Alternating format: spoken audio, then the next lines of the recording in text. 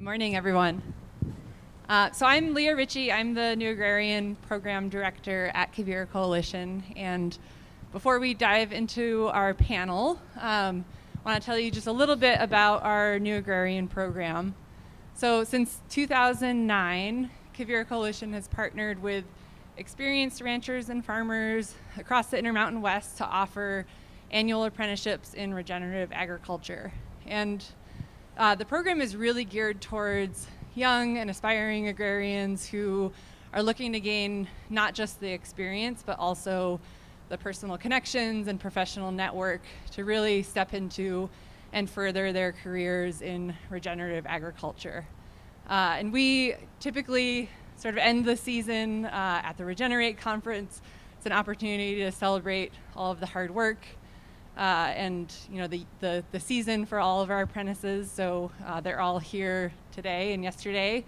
And yeah, in addition to celebrating their hard work, I also want to acknowledge that this is a group of young people that really brings a lot of hope and a lot of inspiration to this community, because when we're in this time where we have an aging group of ranchers and farmers, and really this question of who's going to tend to the land in the future and who's going to step into this role, we have this incredibly enthusiastic group of young people who has so much dedication and is really willing to be part of the solution to a better food system and better future for us all. And so if you are one of our current apprentices, I'd like you to stand up so we can give you some acknowledgement and appreciation.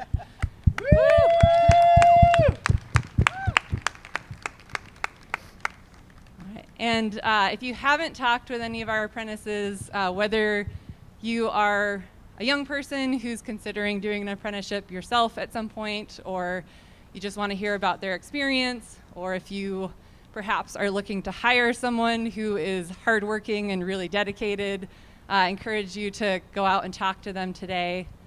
I also want to acknowledge our mentors, because without them, this program wouldn't be possible, and our mentors just really give so much in opening up their homes and their operations, and sometimes taking a chance on someone who may come in with very little experience, but a lot of curiosity and willingness. So if you are a current or former NAP mentor, I'd also like you to either stand up or wave your arms around so people can see who you are.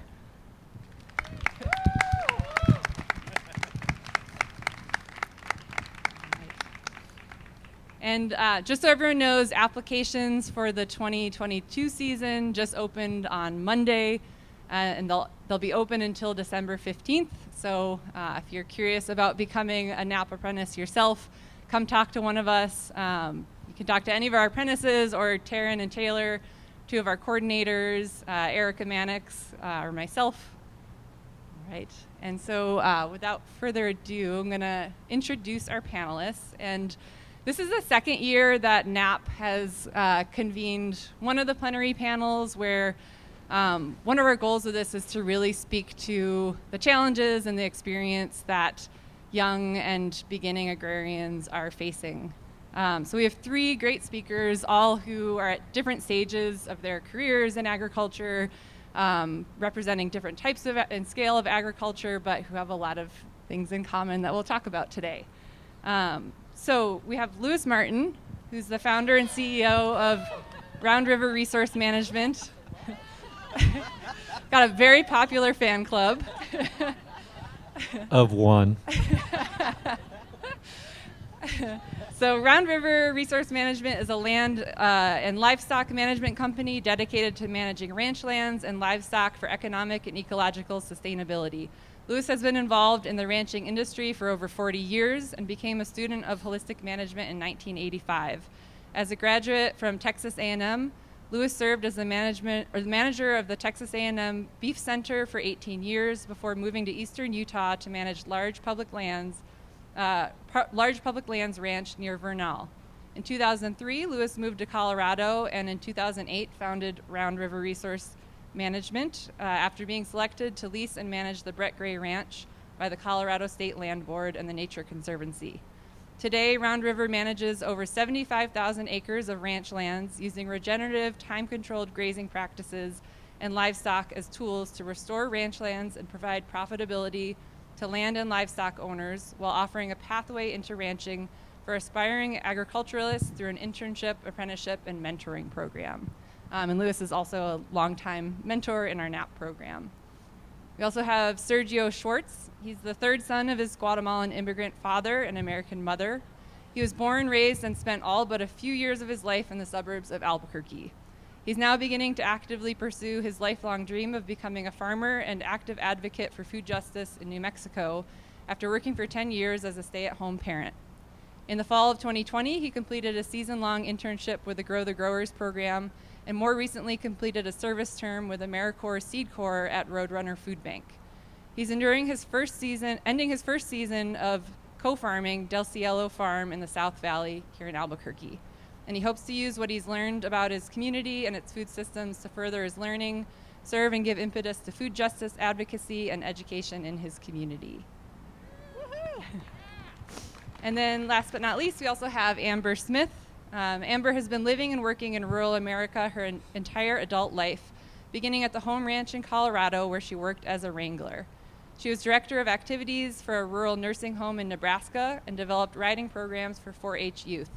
Over the past 8 years in eastern Montana, she's been writing and editing works regarding holistic management. She currently serves on her local school board, the Council on Aging and Big Dry Transit boards of Garfield County, and is a board member of the Ranchers Stewardship Alliance. She and her husband are raising their 2 children and working to steward a 53,000-acre ranch, Antelope Springs, near Cohagen, Montana. Her passion revolves around working with others to build a future in which rural families thrive. The Western Landowners Alliance Women in Ranching program has most recently provided her a platform on which to continue rural community building through supporting feminine leadership on the large working landscapes of the American West. All right. So I had the pleasure of talking with all 3 of our speakers a couple times before we got together today. And like I mentioned, all of you have you're at different stages in your careers. You're sort of representing different scales and types of agriculture up here, but we found a lot of common themes, I think, in the way you all value community and relationships in your work.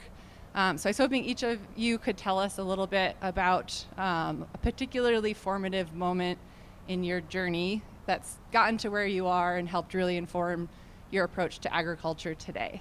And I'll let any one of you take it away to start out. I see the men are looking at me, so I Beauty suppose. before age.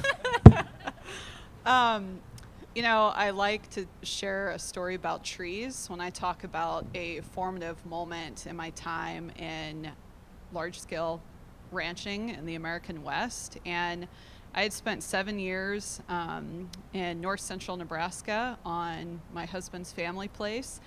And I had family come to visit. We were driving out to the ranch, and my brother said, "Why are there so many giant dead trees here? Is Nebraska just full of dead trees?" And I looked around, and what he was speaking to was all the trees we were seeing were the same generation. But at that moment, I really didn't have eyes to see that. I just noticed, I guess there are a lot of trees that are falling down. So fast forward, another 10 years, and we're at Antelope Springs, and we're 6 years into holistic planned grazing. And our good friend and mentor, Tony Malmberg, was on the ranch helping us do a ranch tour. And he commented about, do you see these cottonwood trees? And they now have, 5 and 6 generations of trees. And right as he said it, it's like my eyes opened to that reality. And I thought back on that moment. And so, we can manage livestock in a way that influences a whole village of trees to exist that would have been dead in another 10 years because of too much grazing, keeping the animals in the same place. And so only the tallest generation of trees could survive. I think I'll carry that moment with me forever. And when you're open to hearing what other people are saying that have more experience, it starts giving you new eyes for the land and new energy to keep up the hard work of caretaking. I guess I'm next.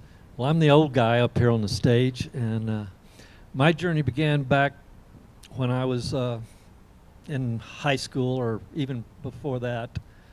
Agriculture skipped a generation in my family. My mother's family farmed and ranched. My father was a civil engineer. My mom was a school teacher. And we lived in around the Fort Worth area. But I got involved with 4-H, used to go to my grandparents', my uncle's farm and ranch, and just really struck a note with me. And so as I got into high school and we showed cattle and got involved with 4-H, I decided that I wanted to go to Texas A&M. I realized I'd probably never own my own ranch, so I wanted to get into ranch management and be the best manager that I could. So I took off to A&M, majored in animal science. About one semester in, I realized the way the university system, it does not really prepare you to be a ranch manager. It's so reductionist. You study production, you study economics, you might study range science, but it doesn't tie it all together. So I started going outside my degree plan and studying as much as I could outside my degree plan so that I could get that experience. I then started working at the Beef Cattle Center as a student worker. A year after I graduated, I was hired to manage the Beef Cattle Center. And so I stayed there for 18 years, and I got to continue my education, doing the same thing, trying to learn everything I could about ranch management. And it was in 1985 or the mid-'80s when Alan Saver and them came to Texas and started talking about holistic management, and it just rang a bell for me.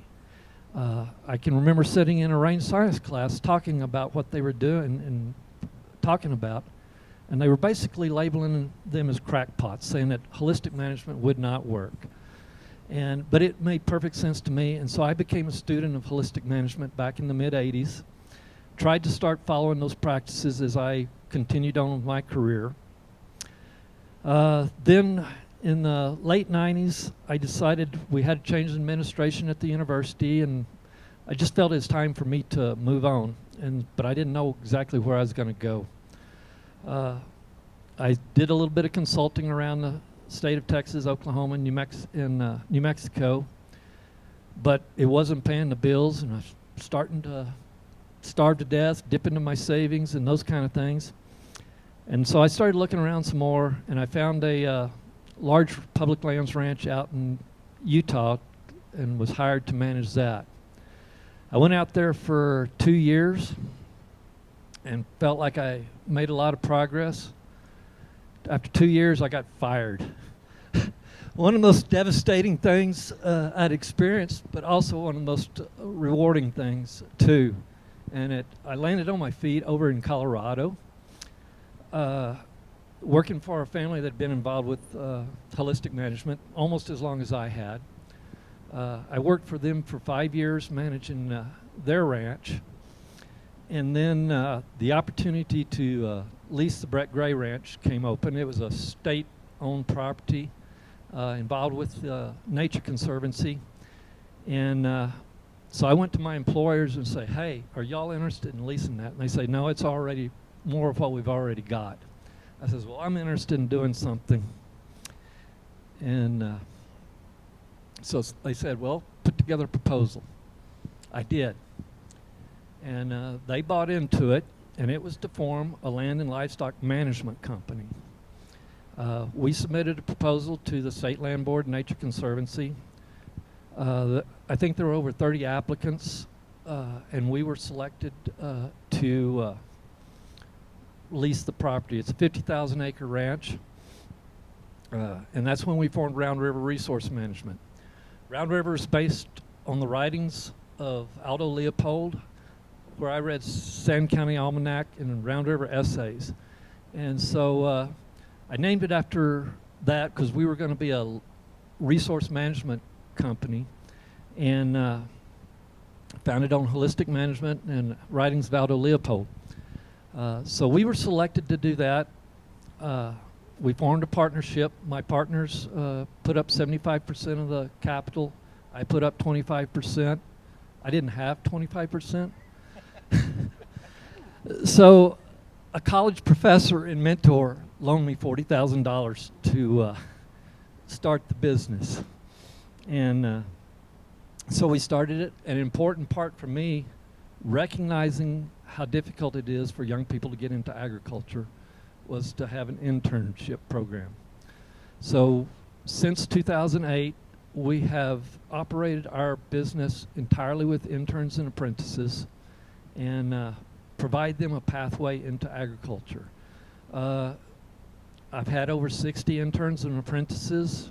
I think in 2017 we joined NAP.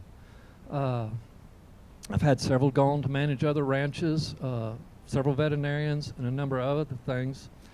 But we try to provide a pathway, and through our intern apprenticeship journeyman type program, allow people to develop an enterprise and build on that. At present, I've got 2 young men that have been with me one for 2 years. The noisy one in the back is one.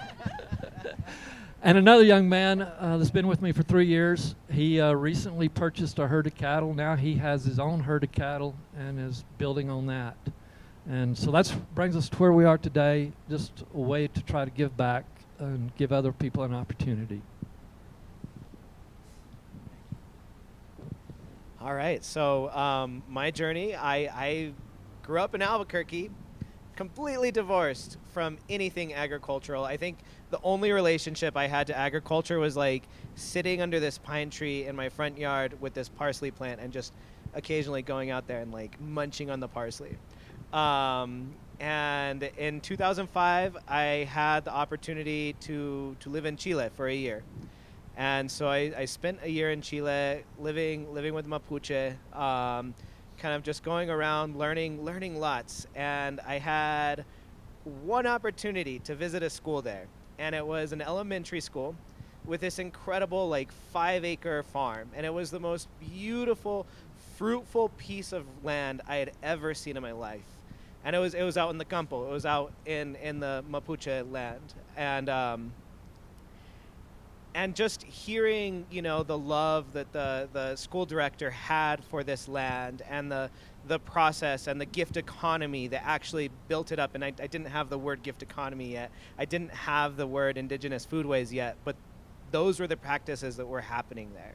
And I saw them and they were beautiful and incredible. And it was, the community would come in and they were working with a Mapuche anthropologist. So the anthropologist was studying his own people, and he was studying his own foodways and bringing back a lot of the ways that had been lost throughout the generations through consulting with community members and looking into other histories. And so they would have classes and invite the community to relearn these ways and also share with each other these ways. And then they also fed the students from the school the food that was produced in this little farm. And I had that one opportunity to visit the school, and it changed my life. It changed the way I viewed the world. It changed the way I viewed agriculture. It changed the way I viewed food. And the woman, the director of the school, also came to us another time. Me and the other people were visiting, and she gave us a class on how in the future food could prevent so much of the disease we have today, and how food is medicine. And you know, this is knowledge that's been around for generations and for millennia, for as long as mankind has been around. And so also I felt inspired by that. And I remember coming back to the United States, 19 years old, you know, like really excited. I was like, I'm going to start a charter school, and it's going to be based on nutrition, health, and agriculture. And turns out college and I do not get along. I was thinking about it the other day. I haven't passed a single full semester since 7th grade. So and I've tried to go back time and time again, and so realizing, you know, that's not the path for me right now. So recently, my wife, she does well. So we had the blessing and opportunity and privilege to be able to purchase an acre about 20 minutes south of here. And then another part of the journey is she told me, yeah, I'm not farming with you. I'm not doing that. No, like you do you. It could be like a job. And so like this homesteading dream that I had was like not going to do that either, obviously, if the family's not down with it. So it made me start thinking about like what can we do to really interact with community and to create a community space out of the space we have. So that's how I got here. All right, so Amber, one of your many jobs is managing the Women in Ranching program at Western Landowners Association. How are and why are groups or programs like this so important, and how has it been important both to you but more broadly for women? So I think anytime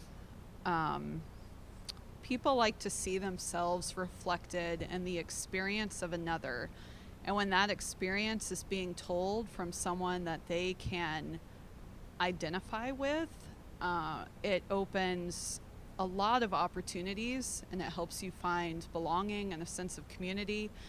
And my really best example of this is my daughter, who's 11 years old, and I ride horses and I rope and help on the ranch. And I had heard people ask her, which I think it's so silly to ask small children this, what do you want to do when you grow up? And she would say things like, I want to go to Hogwarts and write a novel, and nothing that had anything to do with agriculture. And we custom graze cattle on our ranch. So I'm going to weave in part of our ranching experience. So, when you come into agriculture and you don't have capital and you don't have assets, you have to get really, really creative. And so my husband and I left the family operation hoping to be able to ranch and learn about holistic management and try different things that just weren't going to happen at home. We tried for a lot of years, and that opportunity just wasn't open to us. So we made a huge change and a big transition. And actually, my husband got a job working as a employee at a ranching operation.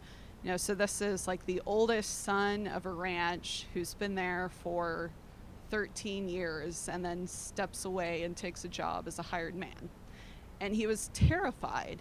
And this is someone who passes every sniff test, right? He's 5th generation. He knows what he's up to. He's been doing it his whole life. And so watching him go through that experience, and then I think, what about people who don't have all of that? How does it feel? And, that's more my experience. I don't have any of those things. And I came into agriculture with love for the land and love for another human being. So we made a big change, and it was the right change. And when you focus on relationships and treating people well, with no selfish intended outcome, in my experience, opportunities become available to you. And when you show up for community and you work hard and you show up as a good neighbor, and again, when you treat people with love and kindness and belonging, things happen. And so we were there for a year, and then the opportunity to manage the ranch opened itself to us, and so we took on management, and then have now been leasing the ranch for 3 years. And so we custom graze, back to this whole no assets and no capital. What do you do if you have access to land and you don't have any capital? You custom graze. I mean, it's a great business for someone stepping into agriculture. You have monthly cash flow, particularly if you find people that you get along with and who believe in the management you want to do. So we started working with a fantastic family out of central Montana, and so we custom graze a year-round cow herd We bring on stockers in the summer, and then depending on the year, we also bring on sheep with another livestock owner. So we all work together when we brand, and so it's many families and our neighbors, and their oldest daughter, Bella, who I think at the time was 16, and has been raised to know how to do the work and loves it and is passionate. And so she was whipping in and out of that branding pen and pulling calves out. We had just sold her a young horse, and she was doing awesome. And my daughter and I were vaccinating, and I can see Aubrey watching. And about halfway through the morning, she goes, I'm pretty sure next year I'm going to be in the branding pen on Magic. I was like, well, Aubrey, we have to get to a lope before we get a rope in your hand. And you've got to get comfortable with a rope before.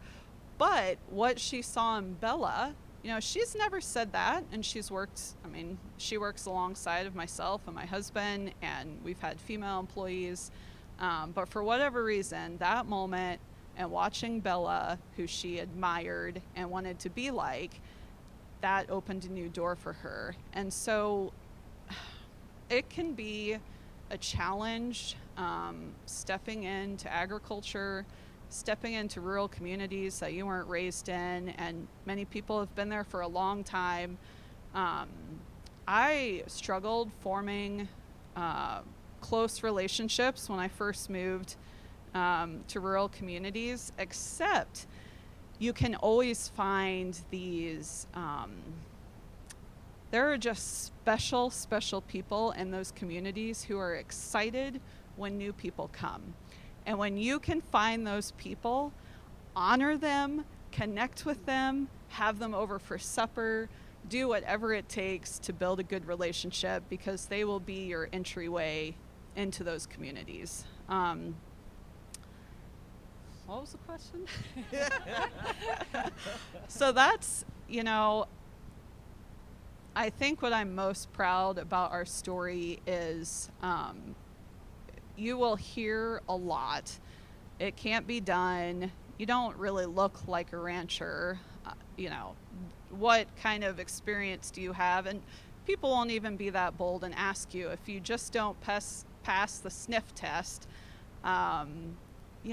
there's going to be those who don't give you the time of day. But it actually is possible, and you need to find the people who believe in you and support you, and just keep showing up for them and keep showing up for yourself, and find someone you can identify your own story in, and just keep at it. Don't lose hope, because the reality is over the next decade we're going to see more than likely 60% of our lands changing hands. And for someone like me, I have no ridiculous notion in my mind that I'm going to be buying a ranch. I'm not going to be a landowner. And I'm completely fine with that, but I am going to be a land steward and a caretaker of these places. And we have so many people coming to the West who are excited by the idea of living in the West and the lifestyle, and they don't know anything about how to take care of the land. And particularly for women, I think there's an enormous opportunity to step in and do exactly what Lewis did. Have a plan. Show up and tell your story and tell them why, without me, this isn't going to be possible. And I want to help you build this into something. And that's what we did with the land that we're on. And yeah, it's taken many multitudes of relationships. I could not be sitting up here talking about my time in agriculture if it wasn't for other people supporting our vision of land care and animal husbandry. It truly takes a community. None of this is done alone. So a follow-up question for any one of you. When we talked before, we talked a little bit about the feeling of imposter syndrome when you're getting into agriculture. I think especially so if you're not a white male, but even if you are and you don't come from a ranching or farming family. So I'd love to hear from any of you about what your experience is with this. Are you still feeling it, and what are you doing to yeah, to get through it? Well, as my first year, definitely still there. But not long ago, I was interacting with one of my brother's friends, and he's like this 5th generation New Mexico farmer. And he looked at me and he told me, he was just like, I know farmers. You're not a farmer. And it was like, first of all, why the heck would anyone say that? And then I'm like, hey, I got a Carhartt jacket. I'm a farmer, right? But it's been incredible, the community here, the community of small growers here who have really rallied around each other and lifted each other up. I have so many friends here right now that I'm looking at out here that you know, like really testify to that. You know, we don't know what a farmer is anymore. It's very, you know, like it's changing. The climate is changing, the world is changing, the way we view things is changing, and so the definitions of what someone who is a land steward, who cultivates, who does these things is changing. And I think another thing is at this you know, conference, I've realized how encouraging and amazing it is that the narrative of reaching out and working with the people who have stewarded the land, with the indigenous people who have stewarded the land for time immemorial, and it's another thing that, like, I think is allowing me to move forward, and I think that's it. But just the community that's been here. We had a concert at our farm, and like 120 people showed up. So like their support, it's real and it's amazing. And then neighbors will drive by who are, you know, the 5th generation farmers, and they see us irrigating. They're like, hey, I've seen this land doing nothing for the past 15 years. And I used to irrigate with my dad like that. And it's so wonderful to see this happening again. And so those conversations with the neighbors as well have been really uplifting and encouraging.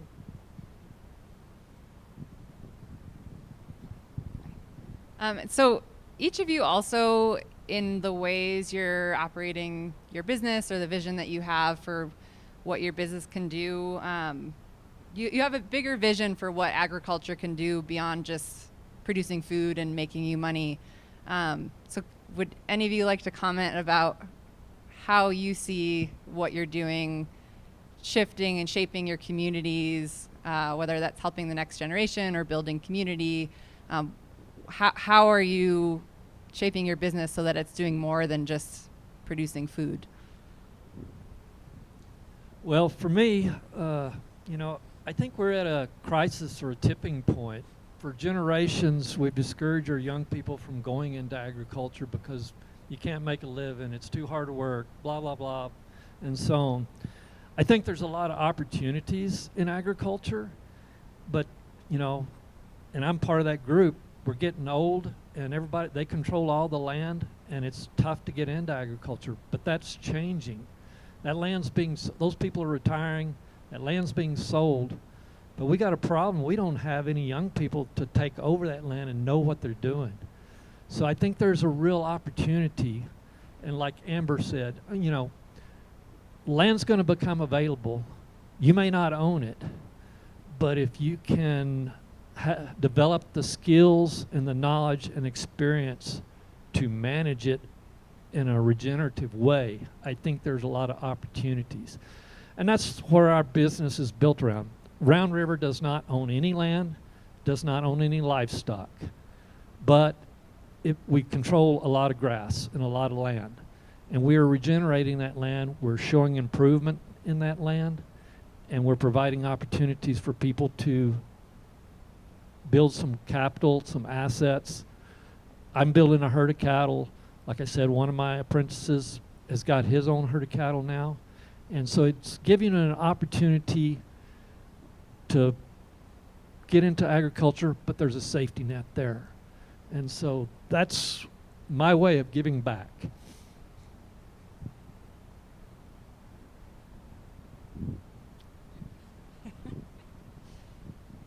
Yeah, and I think the creation of that safety net is a conversation that's scalable, and it's happening at the scale of, you know, managing tens of thousands, hundreds of thousands of acres, and it's also happening at managing 1 acre, 2 acres.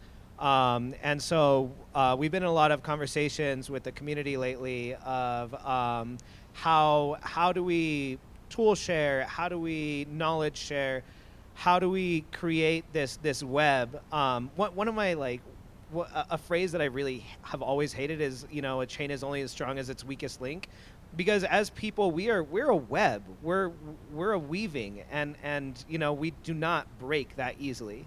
And so in our community there's a lot of new conversations that are happening that are very intentional and very thoughtful of how do we bring our resources together to create this web where we can succeed. And if we don't have the capital to buy these things, how can we acquire them together?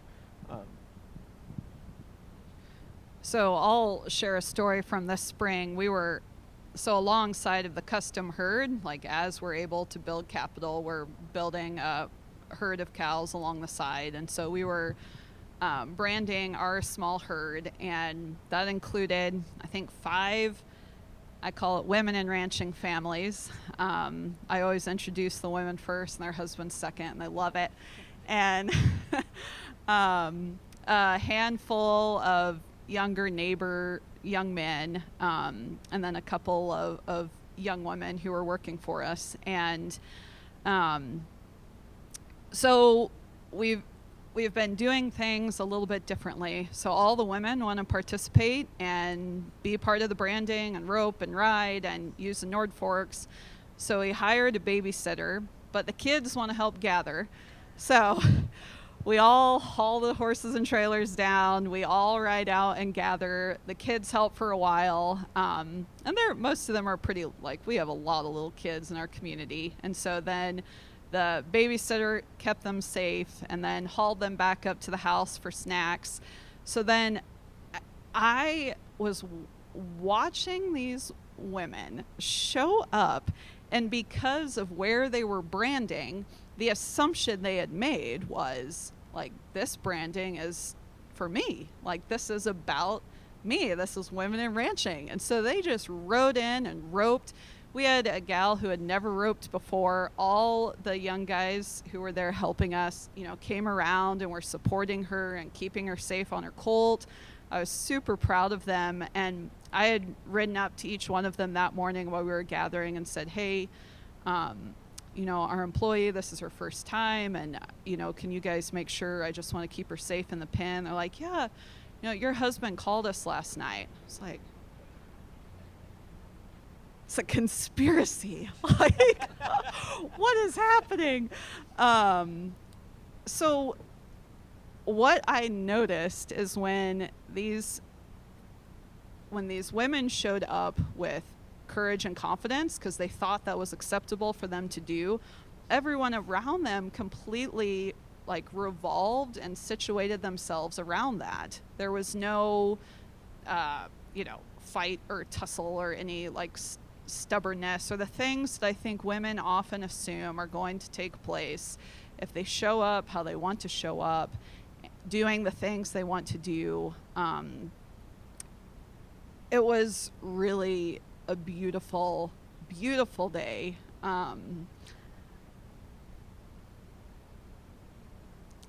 So I think, this question, Sergio saying someone's telling him, I know farmers and you're not a farmer. There is certainly a lot of room, and people might not tell you that, and they might not always make it easy for you, but there is. And, for a very long time, we've only had one perspective on our lands, and I feel like my work is just energizing and waking up the other half of the people who are already there. And in doing so, there are so many other people showing up, and that's what gets me really excited, is what are these communities, what's the possibility, what are the potential outcomes? So my children, they have my daughter's 11, and another 10 years she's going to be making life choices about what she wants to do, what kind of education she would like to receive, where she views herself in the future. And I, of course, certainly hope it's in rural places and tending land. And that decision will only be easier for her and my son if it's always been available to them from an early age, that their participation and their perspective and their opinions are valuable and they matter. And the more diverse eyes we have on the land, and the more diverse hands and feet we have on the land caretaking these places, absolutely better outcomes and better decisions for all of life. And I feel like we're at such a critical moment where I think a lot of us can see a future of all of this beauty not being around. And so, the more quickly that we can bring people to the land and encourage them to be here with us, and providing these different lenses on the landscape, just like when Tony pointed out, all of these generations of trees, the reason there's a village of cottonwoods here is because of how they've been managing the land. And when you start adding those different lenses and different perspectives, things are going to get better. So I think all of you sitting up on stage here, you're all doing really amazing things and making a big impact. And it might be easy to assume that you've sort of always had it figured out and you've had this 20-year plan. So I'm curious to hear from each of you. I know that your path hasn't been linear and you've all had bumps along the way. So I'd love to hear just a little bit about some of the challenges that you've encountered and what has kept you going or helped you get to where you are right now.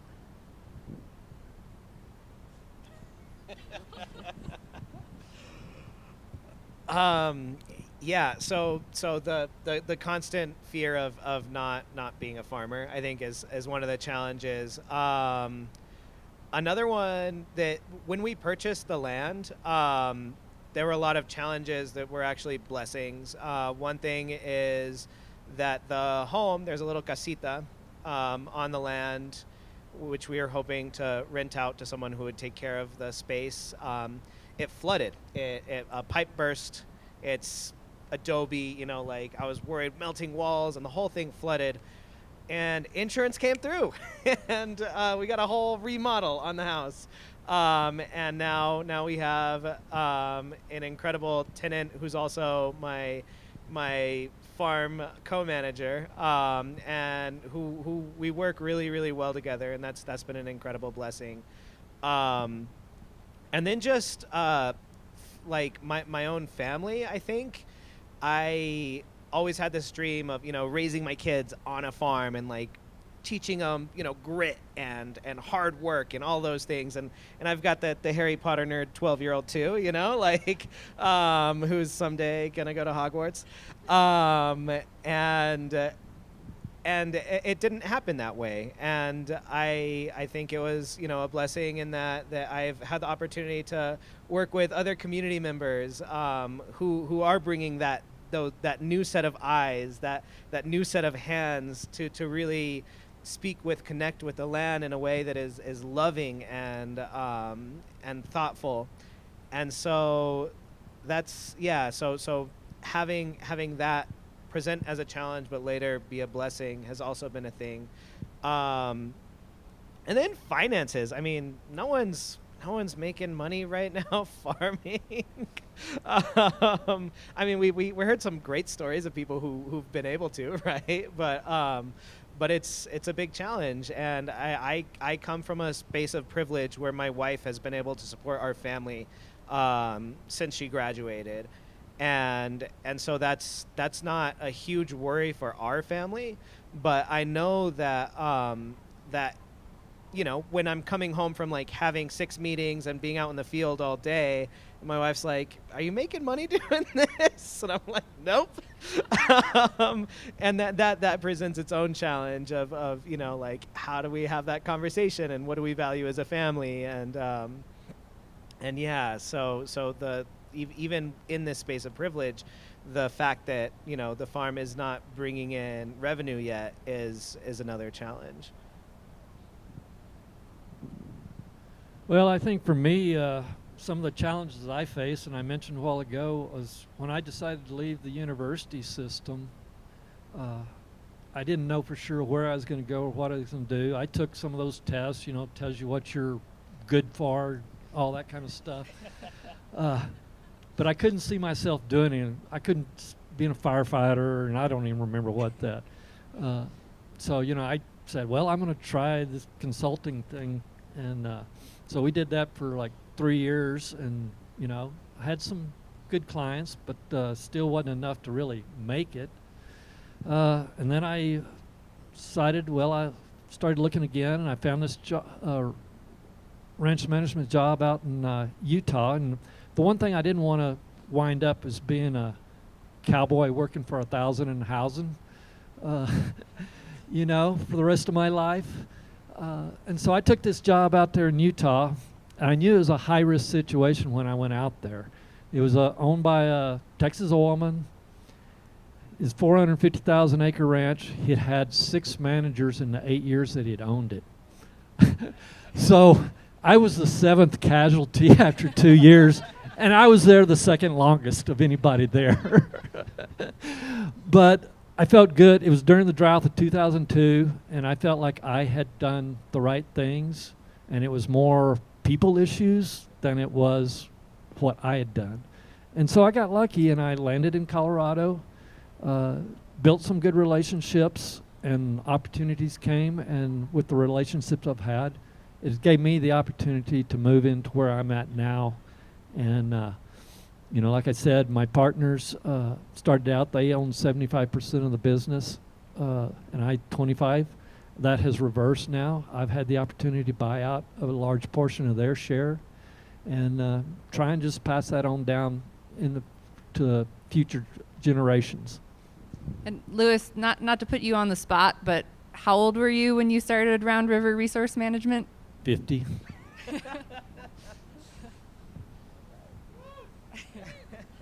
So it's been a long journey. Yeah, and I think there's really something to be said about the amount of time it can take to get where you're headed. And so I'll use the example of us making this opportunity to lease this ranch, and there were so many things that we had no idea. I mean, honestly, zero idea how to go about what we were proposing that we could do. The first part of which was just asking. I mean, I had been sending letters to our landowner for a year and a half asking, is there a creative situation, a more creative opportunity? We would really like to have a conversation with you. And at that point, there wasn't. And so every time we were told no. So I will share some advice with you all that has been literally the best advice I've ever received. And it was right when I got married, and it was a woman at the nursing home, and she said, where are your expectations from, up here to down here? Where are your expectations about your life? I was like, I don't know, up here. This might sound a little depressing, but honestly, it is good advice. She said, when your expectations are here and reality's here, in between is a whole lot of disappointment.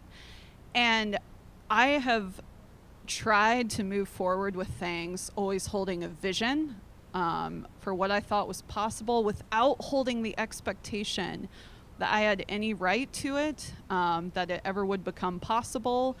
And that has saved me so much heartache. So we kept getting told no, and I just kept writing letters, and we kept taking care of the land. And when we were finally told yes, in my mind, that was the only thing stopping us. And my husband was like, well, we have no money. We have no relationship with a bank. There's so many parts to this story that, he's like, the reality of this happening is probably 20%, which we had finally gotten the yes that I'd been asking for over a year and a half. So in my mind, the only possible reality was this was going to figure itself out. So we went to bank after bank after bank with 5 years of cash flow. Like, we'd been managing the place for 5 years. We knew what we could do, even in dry years, until this year came. Let me tell you, this year has been quite an experience. And every single bank also said no.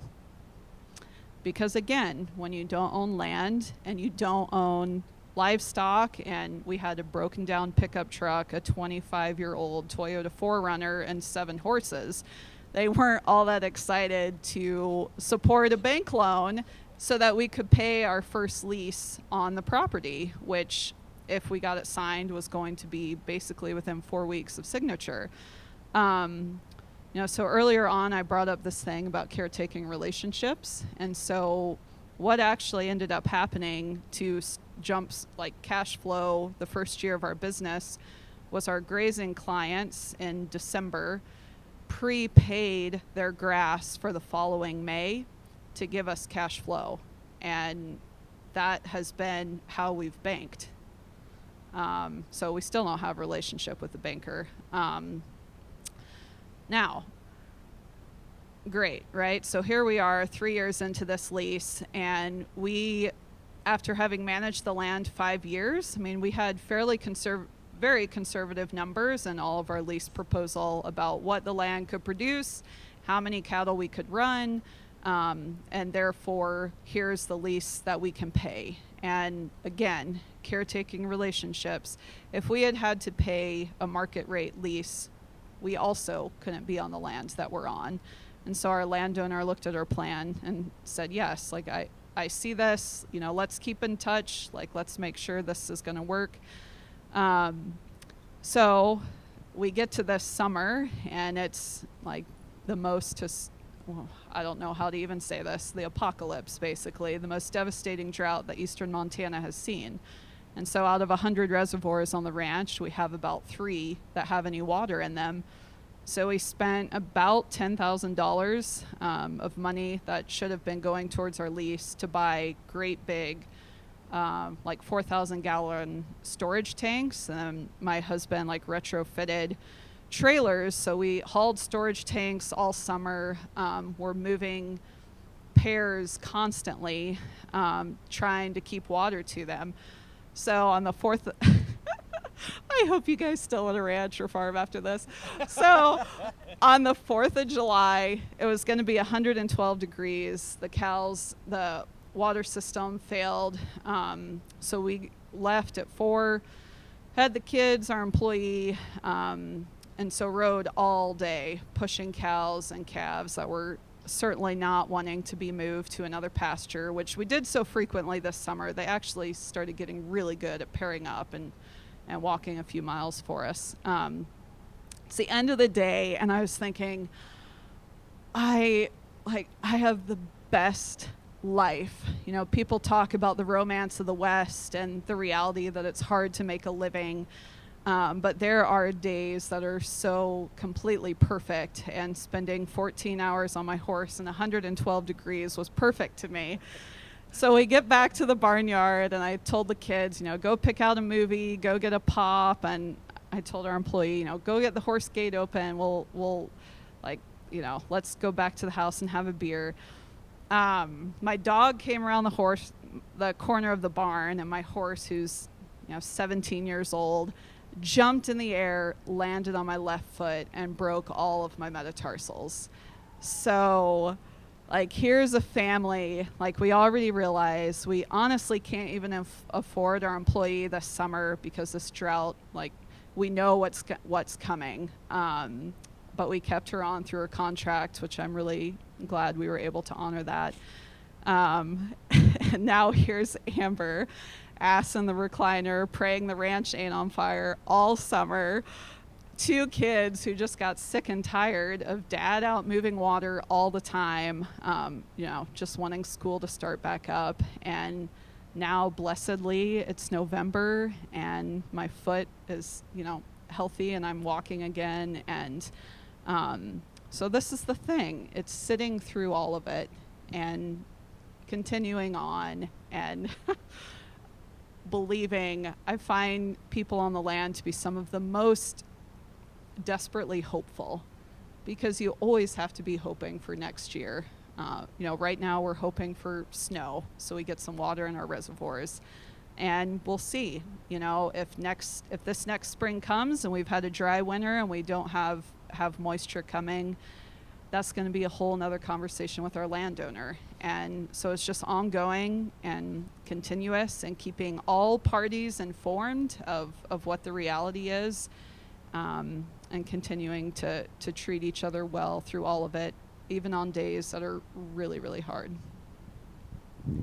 Before we turn it over for questions, any other reflections on hope or on anything else that one of you has shared? I'd just say that there's no silver bullets or easy answers. It's about relationships, perseverance, creativity, some of the key things in life.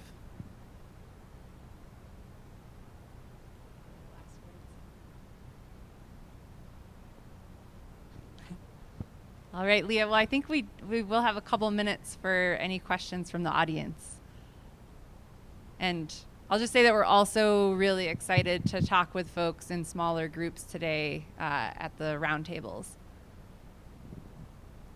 Yeah, so I'm wondering, in terms of custom grazing, since it kind of feels like it's a newer thing. I'm sure it's been happening for a long time, but it feels like in terms of you starting up, both of you with custom grazing operations, did you have a mentor that you went to, or like a resource? Because that seems a little, there's a lot of technical parts to it, and a lot of like things that you should avoid, and parts of the contract you should probably focus on. So did you guys have a mentor that helped you out with that process?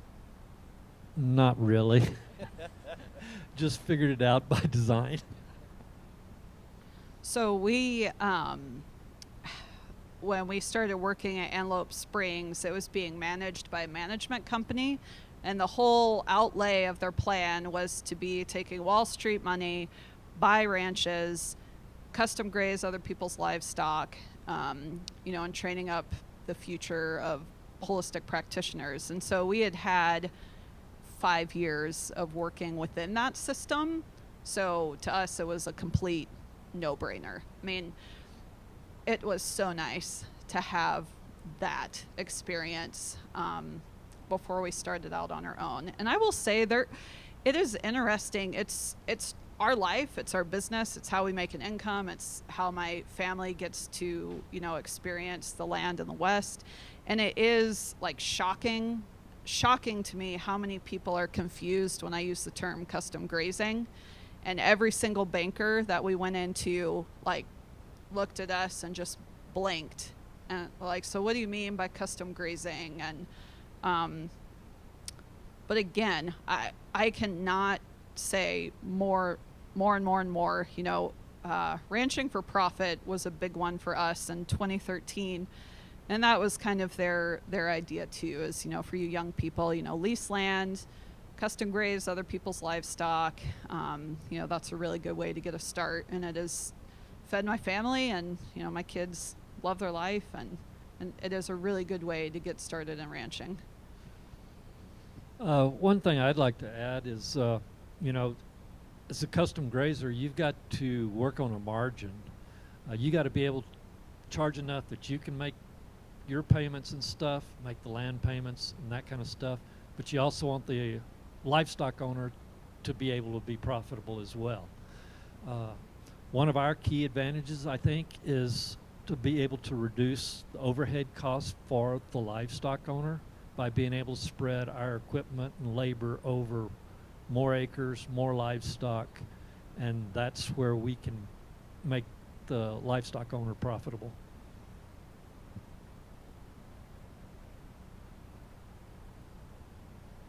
I think we have one question here, and then I'll.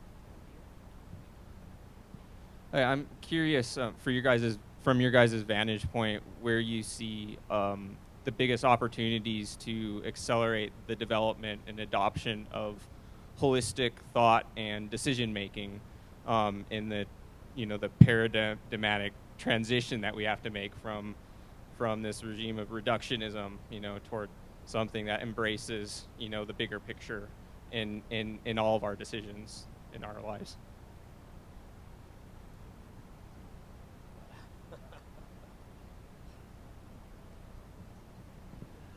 Well, I think, like I said, I've been a student of holistic management for over 30 years. I think with the new generation of people coming in, I find, with our internship program, it's easier to teach people that have limited experience or no experience in agriculture these new paradigms than it is to try to retrain or change the mind of somebody that's already set in another paradigm. So I think that's a real opportunity for young people that can embrace that, learn it, and then lead into the future. So I think our success in our community is always letting the other person wear the crown of authority and rightness. So when we first got started, there was all kinds of, interesting talk I would hear in town and at the vet clinic, like, oh yeah, you're the ones that run all that electric fence everywhere. And it's like, yep, that's us, I guess. But one of our neighbors, who's a super good friend to us and has been, when we very first started buying cattle, actually, he would give us, X number of head, and then we didn't have to pay him until we sold calves that fall. Incredible. And some of his land is south of our ranch. And so every single day, all summer long, when he would go to check cattle for the first 6 years, he would find me on the road or down in the barnyard doing something or out with my horse. And he's like, I don't know how you guys run all that goddamn electric fence. I would never do that. It's so much work. And I was like, well, it is a lot of work, but we're making money, and we can make a better profit if we manage our grass well. So anyways, he ended up buying fence through us, and then had my husband teach him how to do it. And so, and then we have another neighbor that was having trouble with his bulls and called us about fence. And so now we have all kinds of fence line neighbors running electric fence, and nobody ever comes through anymore and tells me the story how it must be so awful and it's so hard and they'll never do it. But the thing is for however long, I just agreed. I was like, yeah, you probably shouldn't. And yes, it is a lot of work, but it's what we're doing and how we're making it work. And so I think sometimes just letting people be what they are and letting them come into their own idea of if it's going to work for them and why. And, the minute, I think when people understand, I can put more head out here if I really manage this, and if I have the water for it, it makes sense. Yeah. So I don't know if that answers your question, but certainly to Lewis's point, the next generation is always a really great place to start. And I think also just really being humble when we're having conversations, and that includes having conversations with our earth, with the plants, and with fellow farmers or just community members. I think that humility is really important, and that the earth will remind us. And I think realizing when you say something stupid, that also reminds you. But just really building that humility in ourselves and a culture of it, so that we can continue to have this honest dialogue.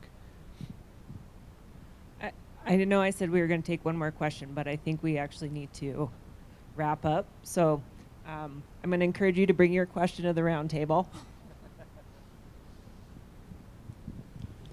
Thank you so much, everyone. All right. Thank you, guys.